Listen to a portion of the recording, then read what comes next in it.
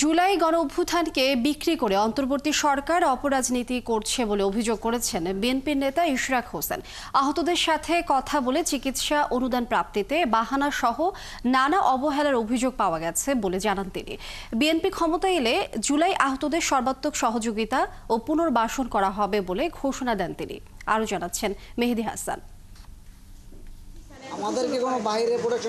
ঈদুল আজহা উপলক্ষে রাত ৯টায় জাতীয় পঙ্গু হাসপাতালে গণঅভ্যুত্থানে আহতদের পরিদর্শনে আসেন বিএনপি নেতা ইশরাক হোসেন। এই সময় তিনি জুলাই গণঅভ্যুত্থানে আহতদের খোঁজ খবর নেন। তিনি বলেন, বিএনপি নানা বিষয়ে মতবিরোধ থাকলেও জুলাই গণঅভ্যুত্থানে আহতদের চিকিৎসা ও পুনর্বাসন নিয়ে কোনো অভিযোগ নেই। অন্তর্বর্তীকালীন সরকার এই আহতদের নামে নানা ফাউন্ডেশন অধিদপ্তর গঠনের সর্বাত্মক সমর্থন দিয়েছে বিএনপি, কিন্তু বাস্তবে ভিন্ন চিত্র দেখা গেছে। অভিযোগ করেন, মুখে নানা আশ্বাস থাকলেও ভুক্তভোগীদের দৃশ্যমান চিকিৎসা বা পুনর্বাসনের অগ্রগতি নেই। আপনাদেরকে আমরা সরকারে বসিয়েছি, বর্তমান সরকারে তো ছাত্র উপদেষ্টারাও ছিল, এখনো রয়েছে। তো তারা বলে সমন্বয়, তো তারা কেন আজকে ঈদের দিনে এখানে আসলো না? কেন এসে তাদের সাথে কথা বলে তাদের সুবিধা অসুবিধাগুলো নোট করে নিয়ে গেল না বা তাদের সাথে সময় কাটালো না? তারা এখন চিন্তা করছে কিভাবে দল গোছাবে, তারা চিন্তা করছে কিভাবে ইলেকশন করবে।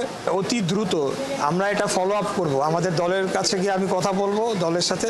ভুক্তভোগীরা বলেন, বিএনপি সমর্থিত জুলাই গণঅভ্যুত্থানে আহতদের নানাভাবে অবহেলা করা হচ্ছে।